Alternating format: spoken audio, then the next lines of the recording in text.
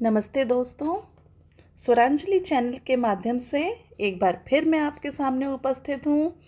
आज मालती जोशी जी द्वारा रचित कहानी सन्नाटा लेकर। तो आइए कहानी शुरू करें। दर्पण के सामने देर तक बैठने के बाद भी उसका मन नहीं भरा। मेकअप की हल्की सी परत एक जादू सा कर गई थी और वो अपने ही प्रतिबिंब पर मुग्ध हुई जा रही थी। कौन कहेगा कि वह 50 को छू रही है। उसका कुछ भी तो नहीं बदला। उम्र के साथ चेहरा थोड़ा भर गया है, बालों में इक्का दुक्का रुपहले तार झलमला रहे हैं बस। पर इन बातों ने तो उसके सौंदर्य को गरिमा ही प्रदान की है। अब तो सारा दिन ही जैसे भागम भाग में बीतता है। बिंदी लगाने भर को वह आईने में झांक पाती है। नहीं तो एक समय वह भी था जब वो घंटों आईने के सामने बैठ कर निहारा करती थी। उन दिनों कॉलेज भर में उसके रूप के चर्चे थे। इसी रूप जाल ने तो गिरीश को बांधा था।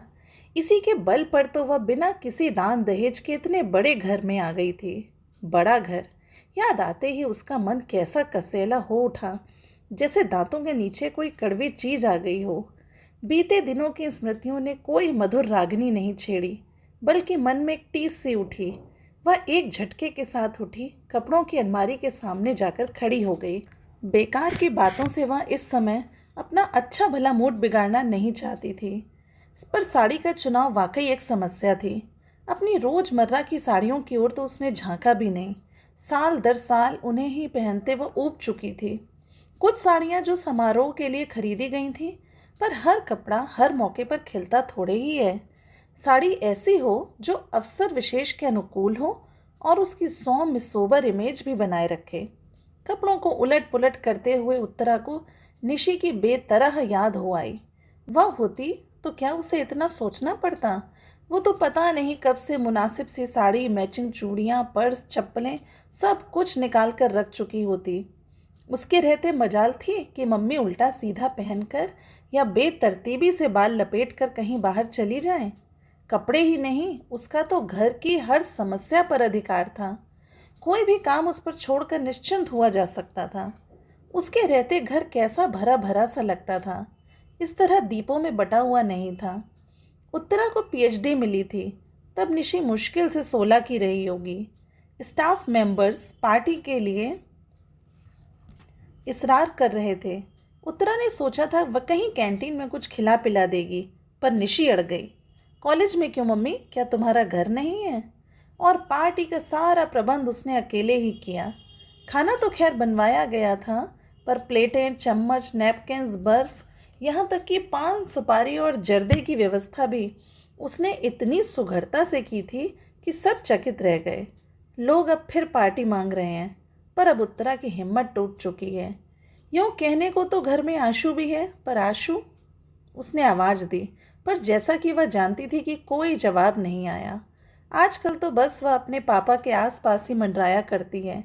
निशी भी थी तो आशु उसके साथ लगी रहती थी।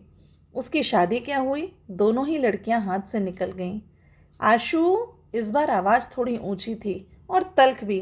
क्या है मम्मी? मूर्तिमान बेजारी बनकर आशु सामने आकर खड़ी हो गई। उसके लहजे से उत्तरा का पारा चढ़ गया। वो भूल सी गई कि क्यों बुलाया था। रूखे स्वर में पूछा, तुम अभी तक तैयार नहीं हुई? चलना नहीं है क्या? कहाँ? ओह, आज आपका फंक्शन है ना। सॉरी मम्मी, मेरा जाना नहीं हो सकेगा। क्यों? पापा को बुखार है।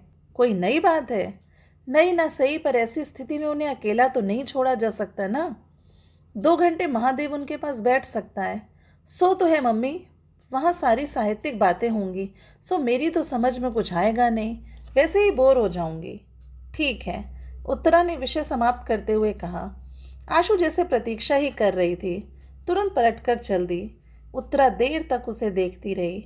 इन दिनों वह एकदम अपनी माँ की प्रतिकृति सी बनती जा रही है, पर मन से कितनी दूर फिक गई है। इसके विपरीत निशी एकदम अपने पापा पर गई है, पर बचपन से ही वो मम्मी की बेटी बनकर रही। पिछले दिनों से तो वह बेटी से ज़्यादा सखी बन गई थी। कोई भी बात उससे निसंकोच होकर हल्का हो लेती थी। निशी बड़ी बहन की तरह से सांत्वना देती, धीरज बंधाती।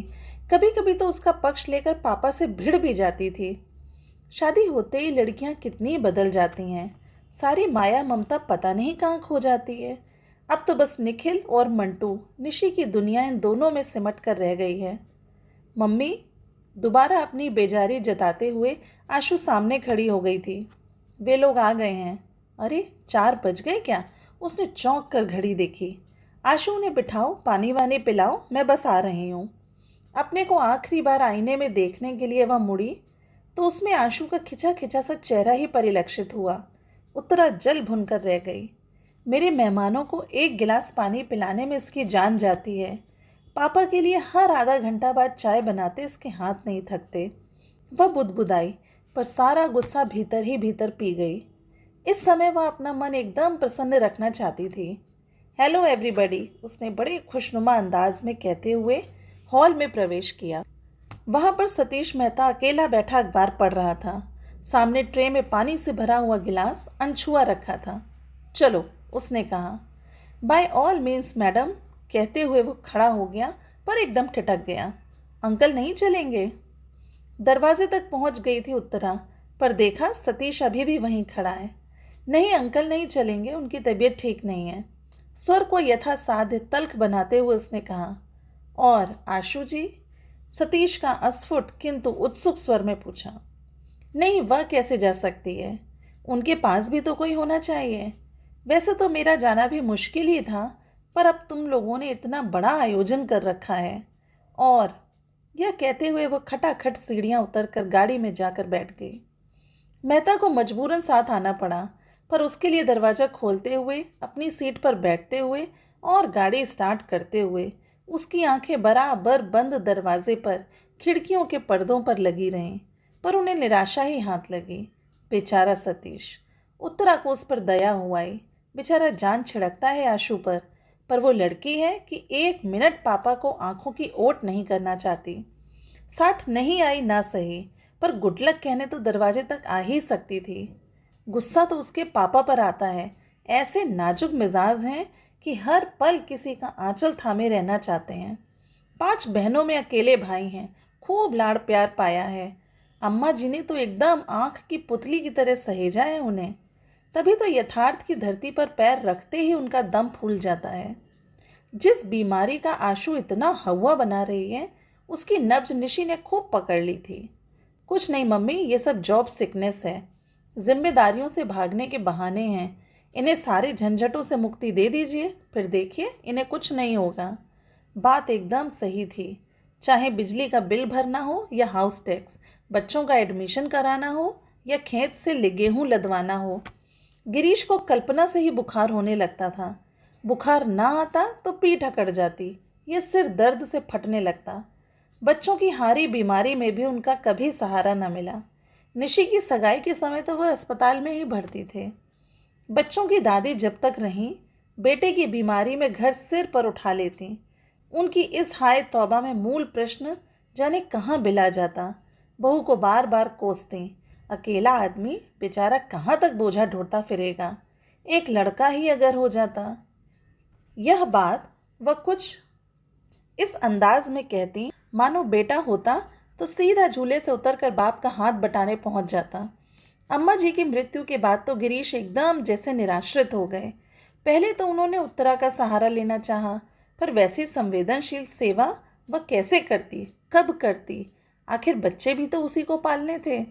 नौकरी भी अब उसके लिए शौकिया नहीं रही, वह जीवन की अनिवार्य आवश्यकता बन गई थी। बड़ा घर मात्र एक छलावा था। सारे सब्ज बाग के दूर के ढोल निकले। वकालत की एक तख्ती जरूर टंगी रही थी दरवाजे पर, ताकि कोई ये न कह सके कि वे निठल्ले हैं, बीवी की कमाई खाते हैं। शेष तो बस उत्तरा ही जानती है या उसका ईश्वर। पत्नी से निराश होकर अब उन्होंने आशु का दामन थाम लिया है।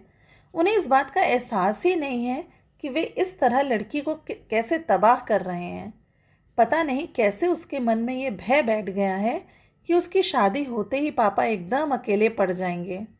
अकेलापन क्या इतना भयानक होता है? आखिर उत्तरा भी तो जी रही है। वो तो बरसों से भीड़ के बीच अकेलापन झेल रही है। उसने तो कभी शिकायत नहीं की। मैडम, वह जैसे हड़बड़ाकर तंद्रा से जागी। गाड़ी मछली की ही तरह फिसलती हुई कब कॉलेज पहुंच गई उसे पता ही नहीं चला।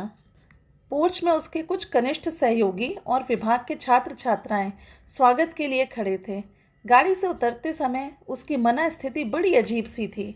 अपने ही कॉलेज में इस तरह मेहमान बनकर आना उसे अटपटा लग रहा था। वह तो बार बार मना करती रही पर बच्चे नहीं माने। उसका गौरव, उसका सम्मान जैसे सबका हो गया था, इसे वे कैसे व्यर्थ होने देते। ये सब कुछ इतना अनपेक्षित था कि उत्तरा स्वयं हैरान रह गई थी। वर्षों के अध्ययन और परिश्रम के बाद उसने एक भारी भरकम पुस्तक लिख डाली थी, भारतीय नारी की सामाजिक चेतना, उदय और विकास। बड़ी मुश्किल से तो वह प्रकाशक जुटा पाई थी। उसने उस समय बस यही आशा की थी कि शिक्षा मंत्रालय द्वारा खरीद ली गई तो पुस्तक कॉलेज के पुस्तकालयों तक पहुंच जाएगी। 4 लोग इसे पढ़ेंगे तो उसका श्रम सार्थक हो जाएगा। पर आश्चर्य, पुस्तक तो अकादमी पुरस्कार जीत लाई। उसे तो सुनकर कानों पर विश्वास ही नहीं आया था। उसके छात्र जगत में तो आनंद की लहर दौड़ गई। पुरस्कार समारोह तो राजधानी में अगले महीने होना था, पर उन लोगों ने कॉलेज में उससे पहले ही एक सम्मान समारोह आयोजित कर डाला। उसे हमेशा अपने विद्यार्थियों से इतना आदर और स्नेह मिलता रहा कि छात्र अनुशासनहीनता की पुकार मचाने वाले उसके सहयोगी अक्सर उससे ईर्ष्या करने लगते थे। फैकल्टी का वह छोटा सा हॉल बड़े ही कलात्मक ढंग से सजाया गया। हॉल में प्रवेश करते ही स्वयं प्राचार्य ने उठकर उसका स्वागत किया तो वह संकोच से गड़ गई। उसे पहले तो फूल मालाओं से लाद दिया गया, फिर भाषण का दौर प्रारंभ हुआ। छात्र तो उसकी उस उपलब्धि पर गदगद ही थे, पर कुछ सहकर्मियों ने भी जब उसकी प्रशंसा के पुल बांधे तो उसे सुखद आश्चर्य हुआ। प्राचार्य महोदय ने भी 2 शब्द बोले। उत्तरा के कारण उसका यह कस्बाई कॉलेज देश के नक्शे पर आ गया था। प्रमुख अतिथि थे जिलाधीश महोदय। उसे सम्मान का प्रतीक वीणा पाणी की मूर्ति भेंट करते हुए कहा। उन्होंने भी औपचारिकतावश स्तुति में 2 शब्द कहे। वो सुनती रही और सोचती रही, काश आशु यहाँ होती, उसके पापा होते, वो लोग जरा देख तो लेते कि घर के बाहर उसे कितनी इज्जत मिलती है, प्यार मिलता है। पर वे यहाँ आते ही क्यों? पत्नी की गौरव गाथा निष्प्रिय भाव से सुनने की सामर्थ्य कहाँ है उनमें? तभी ना बुखार हो आया। उस दिन जब कुछ लोग ये सुसंवाद लेकर घर पहुँचे थे, तभी तो वे सहज भाव से उसे झेल नहीं पाए थे। कैसे रोनी सी आवाज़ में बोले थे, भाई हमने तो उन्हें पूरी स्वतंत्रता दे रखी है, जितना समय मिलता है अपने विषय को दो, घर बार की चिंता छोड़ दो, उसे हम संभाल लेंगे। अपन कोई बड़े विद्वान तो हैं नहीं, बस इतना ही योगदान दे सकते हैं। उनके हर शब्द से झांकते हीनता बोध ने उसे उतना नहीं कचोटा जितना उनके झूठ ने। मन हुआ सबके सामने उन्हें बेनकाब कर दे, बता दे कि वे कितना घर द्वार देखते हैं, पर चुप बनी रही। कभी कभी सुखी गृहस्थी का नाटक भी कितना जरूरी होता है। इस समय भी वह प्रसंग याद आ जाता है और याद आते उसका मन फुफकार उठा। सम्मान की सारी खुशी, सारा उत्साह ठंडा पड़ गया। रात भर जागकर एक आलेख तैयार किया था, पर बोलने के लिए खड़ी हुई तो एक भी शब्द याद नहीं आया। पहली बार कागज की जरूरत महसूस हुई। सुनने वालों ने समझा भाव विवल हो जाने के कारण उनकी वाणी अवरुद्ध हो गई है, नहीं तो वो साक्षात सरस्वती है। लौटते समय आधा दर्जन लोग साथ थे। फूल मालाएं, भेंट सामग्री उन्हीं के हाथ में थी। दरवाजा वैसा ही बंद था। चलते समय ना किसी ने विदा किया था, ना अब वहाँ कोई स्वागत में खड़ा था। अब चलेंगे मैडम, किसी ने कहा तो लगा मन पर हथौड़े से चोट पड़ी। इतने बड़े हंगामे के बाद ये लोग उसे एकदम अकेला करके चले जाएंगे। कल्पना से ही वह सिहर उठी। ऐसे कैसे चले जाएंगे? उसने कहा, एक एक कप कॉफ़ी तो पीते जाओ। और फिर उसने दरवाजे की घंटी जोर से दबा दी, इतने जोर से कि उसकी आवाज़ से सन्नाटे की धज्जियाँ उड़ गईं। तो ये थी एक रोचक कहानी सन्नाटा। आशा है आपको पसंद आई होगी। हम जल्दी ही मिलेंगे एक अगली कहानी के साथ। धन्यवाद।